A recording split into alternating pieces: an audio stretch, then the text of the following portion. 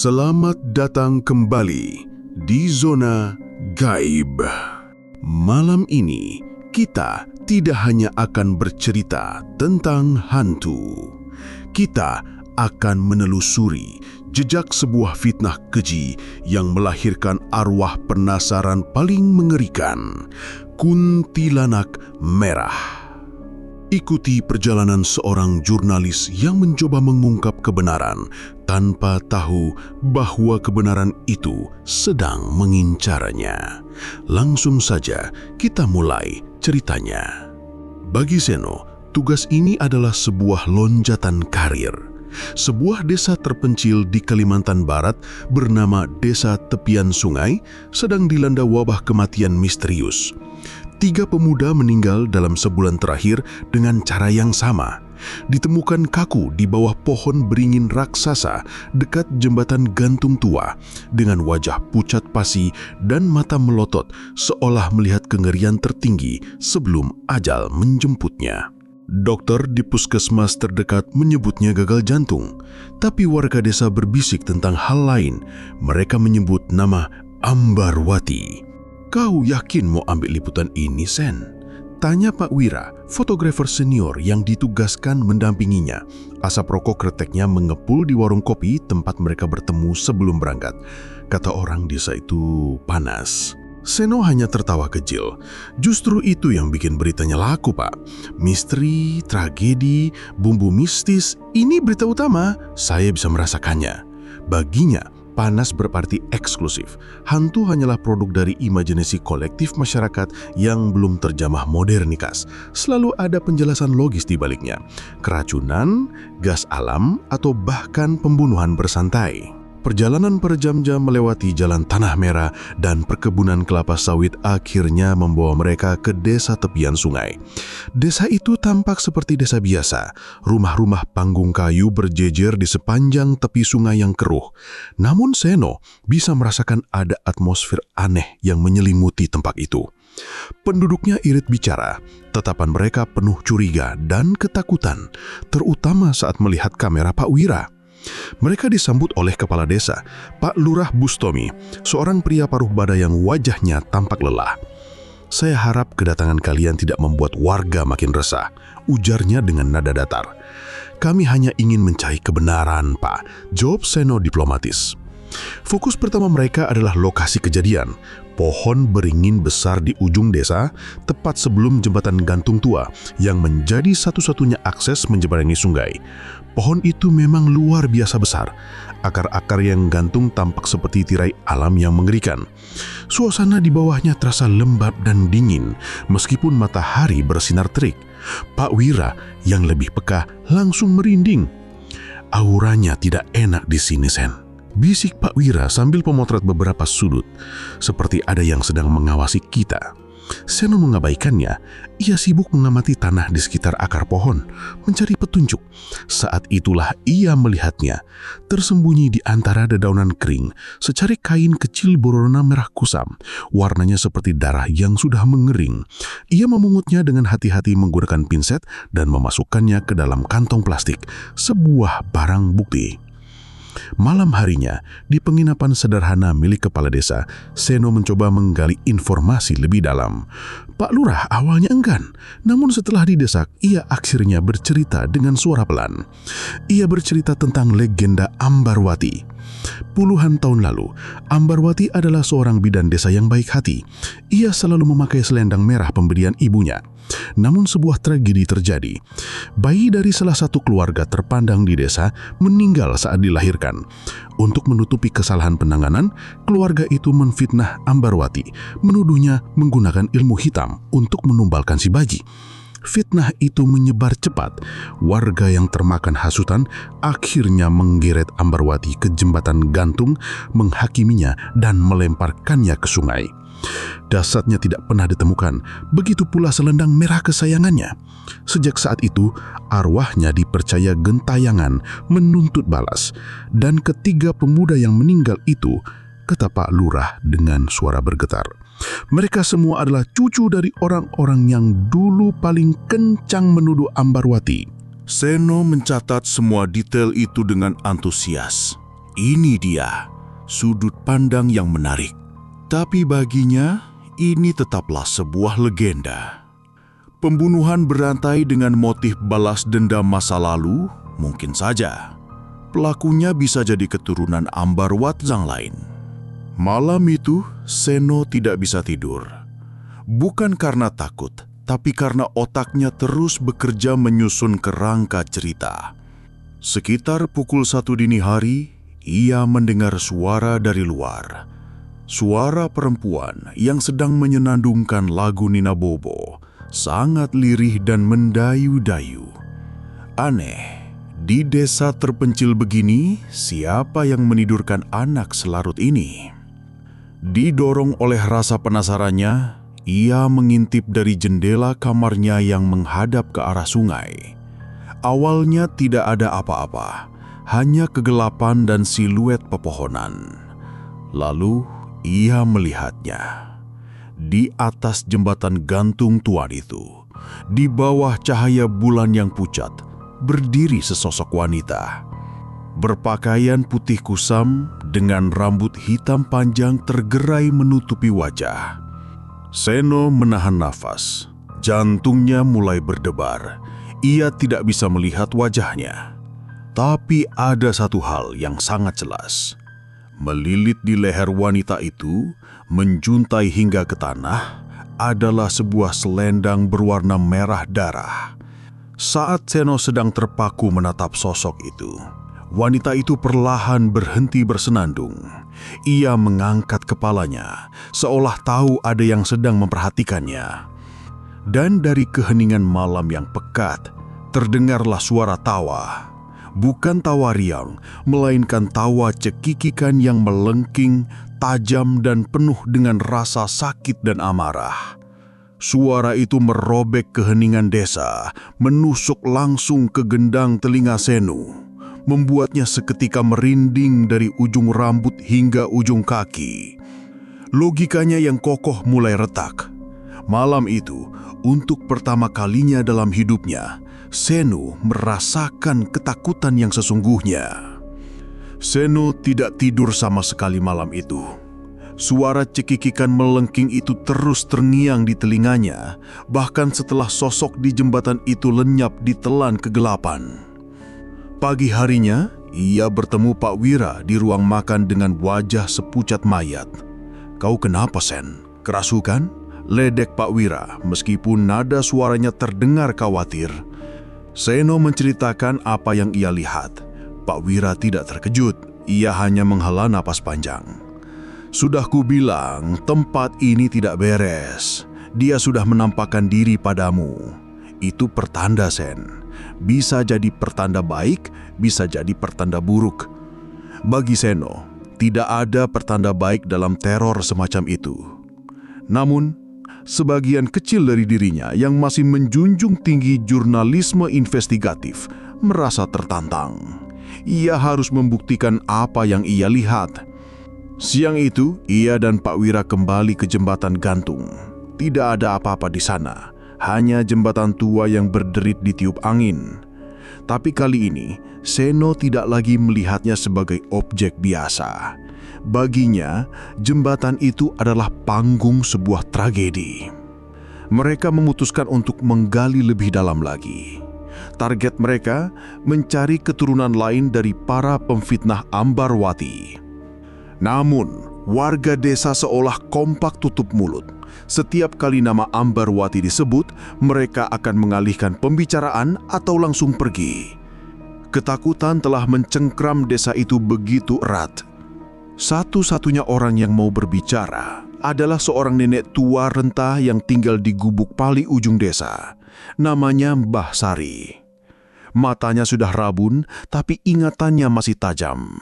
Awalnya ia juga menolak, namun setelah melihat secarik kain merah yang ditemukan Seno, wajahnya berubah. Ini sobekan selendang ambar," bisiknya dengan suara gemetar. "Dulu kami berteman baik." Dari Mbah Sari, Seno mendapatkan informasi yang sangat berharga. Ternyata ada 5 orang yang menjadi dalang utama penyebar fitnah. 3 di antaranya adalah kakek dari para pemuda yang sudah meninggal. 2 lainnya adalah seorang juragan karet kaya bernama Juragan Haris, dan 1 lagi adalah kakek buyut dari Pak Lurah Bustomi sendiri. Juragan Haris sudah lama meninggal karena sakit, lanjut Mbah Sari. Tapi keturunannya masih ada. Anaknya Darman sekarang yang mengelola semua kebun karetnya. Dia orang yang paling disegani sekaligus ditakuti di desa ini. Informasi ini membuka mata Seno. Pak Lurah yang selama ini tampak kooperatif ternyata punya kepentingan pribadi untuk menutupi kasus ini. Dan kini ada target baru, Darman, anak dari Juragan Haris. Menurut logika dendam arwah Ambarwati, Darman seharusnya menjadi target berikutnya. Seno dan Pak Wira segera menuju rumah Darman yang paling megah di desa itu. Darman, seorang pria berperawakan besar dengan tatapan tajam, menyambut mereka dengan dingin. Ketika Seno mulai bertanya tentang Ambarwati dan ayahnya, wajah Darman mengeras. "Itu cerita lama, jangan mengungkit luka yang sudah kering," bentaknya. "Ayah saya tidak bersalah, bidan itu memang tukang sihir." Seno mencoba memancingnya. "Tapi 3 pemuda sudah meninggal, Pak. Mereka semua keturunan dari orang-orang yang dulu menuduh Ambarwati. Menurut logika Anda..." "Cukup!" Darman menggebrak meja. "Pergi dari rumah saya, sebelum saya panggil warga untuk mengusir kalian dari desa ini."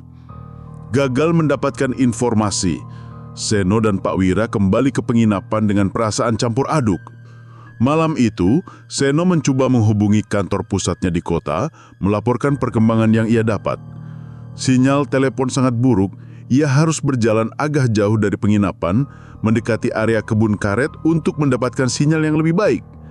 Saat sedang asik menelepon, tiba-tiba sambungannya terputus. Hening. Lalu ia mendengarnya lagi.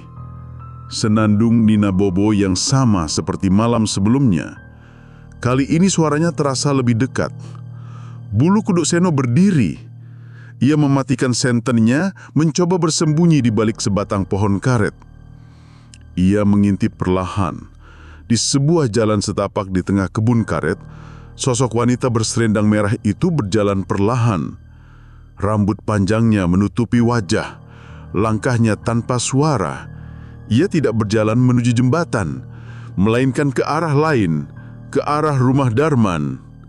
Seno, didorong oleh insting jurnalistik yang mengalahkan rasa takutnya, memutuskan untuk mengikuti. Ia menjaga jarak, bergerak dari satu pohon ke pohon lain. Sosok itu berhenti di depan sebuah pohon karet tua yang batangnya paling besar, tidak jauh dari pagar belakang rumah Darman. Ia berdiri diam di sana, membelakangi Seno. Senandungnya berhenti. Tiba-tiba ia tertawa. Cekikikan melengking yang sama, namun kali ini terdengar lebih puas, lebih mengerikan.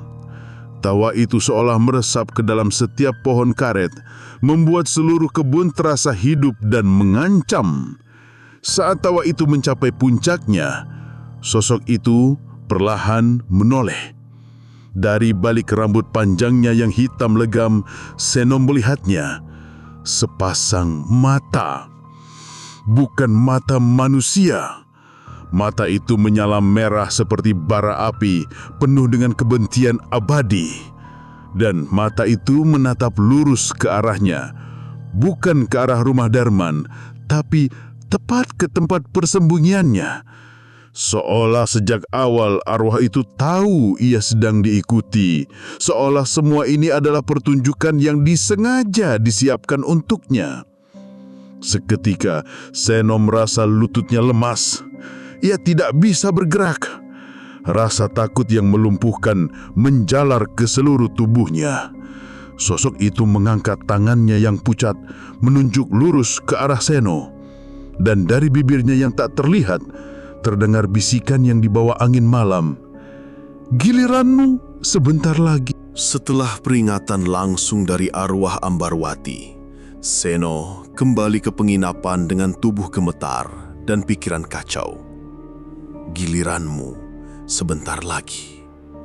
Kalimat itu terus berputar di kepalanya seperti kaset rusak. Apa maksudnya? Kenapa dirinya? Ia hanyalah seorang jurnalis yang meliput berita. Ia tidak punya hubungan apapun dengan masa lalu desa ini. Atau begitukah yang ia pikir? Keesokan paginya, berita mengejutkan menyebar ke seluruh desa. Darman, sang juragan karet, ditemukan tewas. Jasadnya tergantung di pohon karet tua di belakang rumahnya, tempat di mana Seno melihat Ambarwati berdiri malam sebelumnya. Penyebab kematiannya, menurut warga yang pertama kali menemukan, adalah bunuh diri. Tapi Seno tahu, tidak ada yang sesederhana itu. Ini adalah korban keempat. Kejadian ini membuat Pak Lurah Bustomi panik. Ia memanggil Seno dan Pak Wira. "Kalian harus pergi dari sini," desaknya. "Kehadiran kalian membuat dia semakin marah." "Justru karena itu kami harus tetap di sini, Pak," balas Seno. Nada suaranya sedikit meninggi, didorong oleh campuran rasa takut dan frustrasi. "Sekarang tinggal satu keturunan lagi yang tersisa. Keturunan Anda. Kita harus mencari cara menghentikannya, bukan lari." Mendengar itu, wajah Pak Lurah pucat pasi. Ia tahu Seno benar. Kini nyawanya sendiri yang menjadi taruhan. Di tengah kepanikan itu, Pak Wira, yang sejak pagi tampak diam dan berpikir keras, angkat bicara. "Sen, coba telepon keluargamu di Jawa," katanya tiba-tiba. "Untuk apa, Pak?" tanya Seno bingung. "Tanyakan pada ibumu atau nenekmu. Apakah keluarga kita punya kerabat atau pernah tinggal di Kalimantan puluhan tahun yang lalu?" desak Pak Wira dengan tatapan serius. Firasatnya sebagai orang yang lebih tua dan peka mengatakan ada sesuatu yang tidak beres, sesuatu yang menghubungkan Seno secara pribadi dengan desa ini. Meskipun ragu, Seno menuruti saran Pak Wira. Dengan susah payah mencari sinyal, ia akhirnya berhasil menelepon ibunya. Awalnya, ibunya bilang tidak ada. Keluarga mereka adalah orang Jawa Tulen. Tapi ketika Seno menyebut nama desa tepian sungai dan tragedi seorang bidan, ibunya terdiam sejenak. Lalu, dari seberang telepon, terdengar suara ibunya yang bergetar. "Kakekmu, almarhum kakekmu dari pihak ayah. Dulu, waktu muda pernah merantau bekerja di perkebunan karet di Kalimantan. Dia tidak pernah cerita banyak, tapi ibu pernah dengar. Dia pulang ke Jawa karena ada masalah besar di desa tempatnya bekerja. Dia bilang dia ikut menyebarkan gosip tentang seorang dukun perempuan." Ponsel di hatang Seno terasa sebongkah es. Dunianya seolah runtuh saat itu juga. Kakeknya sendiri adalah bagian dari tragedi itu. Ia bukan sekedar jurnalis yang meliput berita. Ia adalah bagian dari berita itu sendiri. Ia adalah keturunan dari salah satu pemfitnah Ambarwati. "Giliranmu sebentar lagi." Kalimat itu kini memiliki arti yang mengerikan. Ambarwati tidak sedang memperingatkannya sebagai pengamat. Ia menandainya sebagai target berikutnya. Seno kembali ke penginapan dengan langkah gontai, menceritakan semuanya pada Pak Wira dan Pak Lurah. Wajah Pak Lurah semakin pias, sementara Pak Wira menepuk-nepuk punggung Seno, mencoba menenangkan. "Sekarang kita tahu masalahnya. Kita tidak sedang melawan legenda. Kita sedang menghadapi daftar target," kata Pak Wira. Malam itu, mereka bertiga berkumpul di rumah Pak Lurah. Tidak ada yang berani tidur. Mereka harus mencari cara untuk menghentikan kutukan ini sebelum fajar menyingsing. Pak Lurah, yang kini nyawanya di ujung tanduk, akhirnya mengeluarkan sebuah peti kayu tua dari bawah tempat tidurnya. "Ini peninggalan kakek buyut saya," ujarnya sambil membuka peti itu. Di dalamnya ada beberapa dokumen tua yang sudah menguning. Salah satunya adalah sebuah buku catatan harian. Mereka membaca buku itu di bawah temaram lampu minyak. Halaman demi halaman mengungkap kebenaran yang lebih kelam. Tragedi Ambarwati ternyata bukan sekadar fitnah yang lepas kendali. Itu adalah sebuah konspirasi yang direncanakan. Juragan Haris, ayah Darman, ingin merebut tanah subur milik keluarga Ambarwati. Kakek buyut Pak Lurah iri dengan pengaruh Ambarwati di desa. 3 orang lainnya punya dendam pribadi masing-masing. Dan kakek Seno yang saat itu masih muda dan naif dijadikan alat untuk menyebarkan fitnah itu ke warga biasa. Di halaman terakhir buku itu ada sebuah catatan yang membuat darah mereka membeku. Kakek buyut Pak Lurah menulis, "Kami membuangnya ke sungai dari atas jembatan. Tapi sebelum jatuh, dia mengucap sumpah. Dia bersumpah arwahnya tidak akan tenang sebelum darah keturunan kami menyentuh tanah di bawah pohon beringin itu. Dia bersumpah akan mengambil kami satu persatu dengan selendang merahnya sebagai penanda." Tiba-tiba, lampu minyak di tengah ruangan berkedip-kedip lalu padam. Gelap total, hening. Dan dari luar rumah, dari arah jembatan gantung, terdengarlah suara itu lagi. Cekikikan melengking yang menusuk tulang. Kali ini suaranya tidak jauh, suaranya terdengar sangat dekat. Seolah-olah ia sudah berdiri di depan pintu, siap menjemput 2 nama terakhir dalam daftarnya. Kegelapan yang tiba-tiba menyelimuti rumah Pak Lurah terasa menekan dan hidup. Suara cekikikan dari luar semakin dekat, mengikis sisa-sisa keberanian mereka. Pak Wira dengan tangan gemetar berhasil menyalakan senter dari kameranya. Cahayanya yang sempit menari-nari liar di dalam ruangan, menampakkan wajah Seno dan Pak Lurah yang pucat pasi. Dia datang untuk kita," bisik Pak Lurah. Suaranya nyaris tak terdengar. "Kita tidak bisa hanya diam di sini menunggu dijemput," seru Seno, adrenalin mengalahkan sebagian rasa takutnya. "Harus ada cara. Di buku itu, apa ada cara untuk menghentikannya?" Mereka kembali menyorot buku harian tua itu. Dengan panik, mereka membalik-balik halaman terakhir. Tidak ada petunjuk cara menghentikan kutukan itu. Para leluhur mereka hanya menuliskan ketakutan, bukan solusi. "Permintaan maaf." Tiba-tiba Pak Wira menggumam, matanya menatap kosong ke dinding. Satu-satunya cara menghadapi dendam adalah dengan permintaan maaf yang tulus. "Minta maaf pada arwah," cebir Seno. Sisi skeptisnya muncul sesaat sebelum kembali ditelan ketakutan. "Apa kita punya pilihan lain?" balas Pak Wira tegas. Dia tidak akan berhenti sampai sumpahnya tuntas. Darah keturunan pemfitnah harus menyentuh tanah di bawah pohon beringin. Tapi sumpah tidak menyebutkan darah itu harus dari tubuh yang mati. Seketika, sebuah ide gila namun satu-satunya yang masuk akal terlintas di benak Seno. Ia menatap Pak Lurah, lalu kepada Pak Wira. "Kita harus menemuinya," kata Seno dengan suara mantap. "Di tempat semuanya dimulai dan diakhiri, di bawah pohon beringin itu."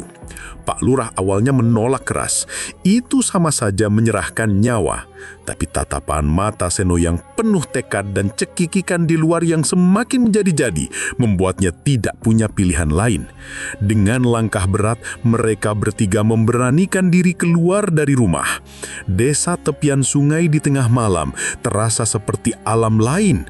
Kabut tipis merayap di atas tanah dan keheningan di antara suara tawa kuntil anak terasa lebih menakutkan. Mereka berjalan menuju jembatan gantung. Setiap langkah terasa seperti mendekati tiang gantungan. Saat mereka mendekati pohon beringin, Sosok itu sudah ada di sana, berdiri membelakangi mereka, menatap ke arah sungai yang gelap. Selendang merahnya menjuntai, warnanya menyala mengerikan di bawah cahaya bulan yang pucat. Senandung Nina Bobo yang pilu kembali terdengar. Pak Lurah jatuh terduduk, tubuhnya gemetar tak terkendali. Pak Wira berdiri kaku di samping Seno, tangannya tak lepas dari kamera, seolah benda itu adalah satu-satunya pelindungnya. Hanya Seno yang terus melangkah maju perlahan, hingga hanya berjarak beberapa meter dari sosok itu. "Ambarwati," panggil Seno, suaranya serak. Senandung itu berhenti. Sosok itu tidak menoleh. Tapi Seno tahu ia mendengarkan. "Saya Seno, cucu dari Damiri, orang yang ikut menyebarkan fitnah tentangmu." Lanjutnya, setiap kata terasa berat di lidah itu. "Dan ini Bustomi, cucut dari Kunjoro. Kami datang bukan untuk melawan. Kami datang untuk meminta maaf." Seno berlutut di atas tanah lembab, diikuti oleh Pak Lurah yang merangkak mendekat. "Kami tahu permintaan maaf tidak akan bisa mengembalikan nyawamu, tidak bisa menghapus penderitaanmu," kata Seno lagi. Suaranya tulus dan penuh penyesalan. "Tapi kami mohon atas nama leluhur kami yang telah berbuat keji, maafkanlah mereka. Lepaskan dendam ini. Jangan biarkan lingkaran kebencian ini terus berlanjut." Sosok itu tetap diam. Keheningan terasa begitu lama dan menyiksa. Tiba-tiba, ia tertawa, cekikikan melengking yang sama, tapi kali ini terdengar lebih pilu, lebih putus asa. Ia perlahan menoleh. Wajahnya yang tertutup rambut kini terlihat samar, pucat, dengan jejak air mata hitam di pipinya dan sepasang mata merah yang masih menyala oleh amarah. Ia mengangkat tangannya yang pucat, menunjuk ke arah mereka berdua. Dari bibirnya keluar bisikan yang menusuk, "Sumpah, butuh darah." Seno sudah menduga ini. Ini adalah bagian dari rencana gilanya. Dengan tangan gemetar, ia mengeluarkan pisau lipat kecil dari sakunya. Sebelum Pak Wira atau Pak Lurah sempat bereaksi, ia menggores telapak tangannya sendiri. Tidak terlalu dalam, tapi cukup untuk membuat darah segar menetes. Ia membiarkan beberapa tetes darahnya jatuh ke tanah di bawah pohon beringin itu. "Ini darahku, darah keturunan Damiri," katanya dengan suara tegas. "Aku bayar utang leluhurku." Kemudian ia menatap Pak Lurah. Dengan ragu, Pak Lurah melakukan hal yang sama, meneteskan darahnya ke tanah. "Ini darah keturunan Kuncoro. Kami mohon, cukupkan sampai di sini." Dua jenis darah dari dua garis keturunan terakhir kini telah menyentuh tanah keramat itu. Sumpah itu secara teknis telah terpenuhi. Sosok Ambarwati menatap tetesan darah di tanah. Tawannya dan tangisnya perlahan mereda. Matanya yang merah menyala mulai redup. Untuk sesaat, Seno seperti melihat wajah seorang wanita biasa yang lelah dan penuh penderitaan, bukan monster pendendam. Perlahan, tubuhnya menjadi transparan. Selendang merahnya adalah bagian terakhir yang memudar, seperti gumpalan asap berwarna darah yang tertiup angin menuju sungai. Suara senandung pilu terdengar untuk terakhir kalinya, semakin menjauh hingga akhirnya lenyap di telan keheningan malam. Mereka bertiga terduduk lemas di tanah, nafas mereka terengah-engah. Kutukan itu telah berakhir. Fajar menyingsing di desa tepian sungai dengan suasana yang terasa berbeda. Udara tidak lagi terasa berat dan menekan. Keheningan pagi itu terasa damai, bukan mencekam. Seno, Pak Lurah Bustomi, dan Pak Wira duduk di teras rumah Lurah, menyeruput kopi dalam diam. Tidak ada yang perlu dibicarakan. Mereka telah melalui malam terpanjang dalam hidup mereka dan berhasil keluar sebagai penyintas. Kabar tentang apa yang terjadi malam itu tidak mereka sebarkan. Biarlah warga desa menganggap kematian Darman adalah yang terakhir.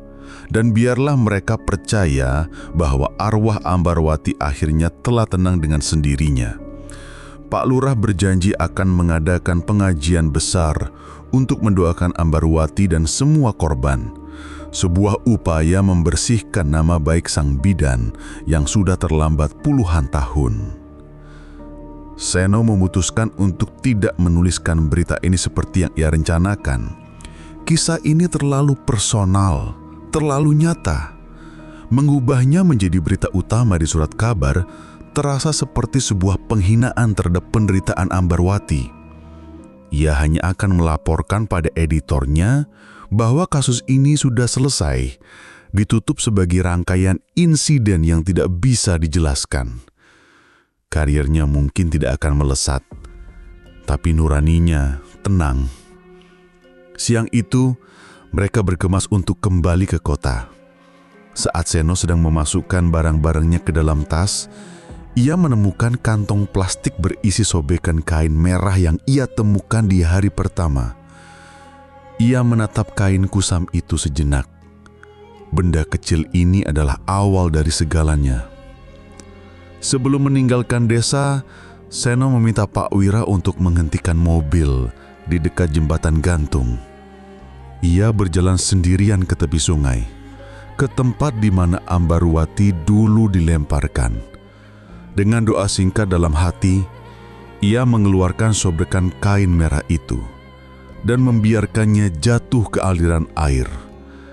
Kain itu mengapung sejenak sebelum perlahan tenggelam kembali ke sungai tempat pemiliknya bersemayam. Sebuah gestur simbolis untuk mengembalikan apa yang bukan miliknya. "Semoga kau tenang di sana, Ambarwati," bisiknya. Perjalanan pulang terasa sunyi. Seno lebih banyak menatap keluar jendela, memandangi perkebunan karet yang tak berujung. Pengalaman di desa tepian sungai telah mengubahnya selamanya. Ia datang sebagai jurnalis skeptis yang haus berita dan pulang sebagai seorang pria yang telah melihat langsung bahwa ada lapisan-lapisan realitas lain yang tidak bisa diukur oleh logika. Beberapa minggu setelah kembali ke kota, kehidupan Seno berangsur normal. Ia kembali menulis, meliput berita-berita kriminal dan politik yang terasa hambar dibandingkan apa yang baru saja ia alami. Luka di telapak tangannya sudah mengering, hanya menyisakan bekas luka tipis sebagai pengingat abadi. Suatu malam, ia sedang lembur di kantornya yang sepi. Saat sedang membereskan meja kerjanya, ia menemukan roll film lama milik Pak Wira yang tertinggal. Itu adalah roll film dari hari pertama mereka di desa tepian sungai.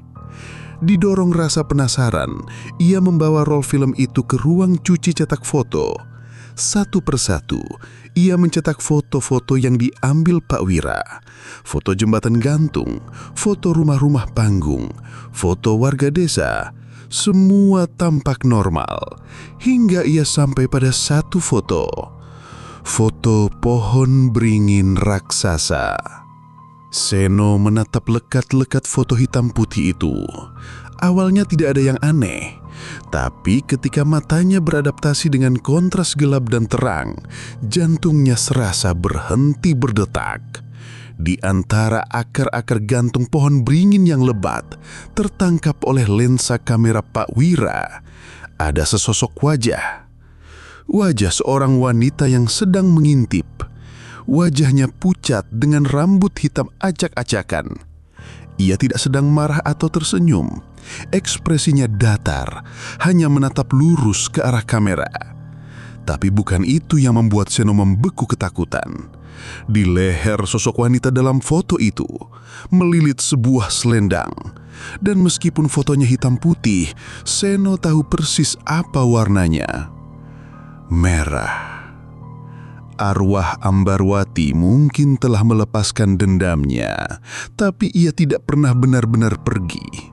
Ia tetap di sana, di pohon beringin itu sebagai penjaga abadi desa tepian sungai, sebagai pengingat bahwa fitnah bisa melahirkan kutukan, dan darah pada akhirnya akan selalu menuntut balas. Seno cepat-cepat membakar foto itu, namun bayangan wajah di antara akar beringin itu akan selamanya tercetak dalam ingatannya. Dendam mungkin bisa diredam, dan sumpah mungkin bisa dipenuhi. Tapi jejak dari sebuah tragedi akan selalu ada, terukir abadi di tempat kejadiannya. Seno dan Pak Lurah selamat, tapi mereka akan membawa bekas luka, baik fisik maupun batin, seumur hidup mereka. Kisah kuntilanak merah dari desa tepian sungai mengajarkan kita satu hal. Jangan pernah bermain dengan fitnah, karena kata-kata bisa lebih tajam dari pisau, dan lukanya bisa melahirkan dendam yang bahkan tak bisa dipadamkan oleh kematian. Terima kasih telah menyimak Zona Gaib. Sampai jumpa di perjalanan mengerikan berikutnya. Ingatlah untuk selalu menjaga lisan Anda.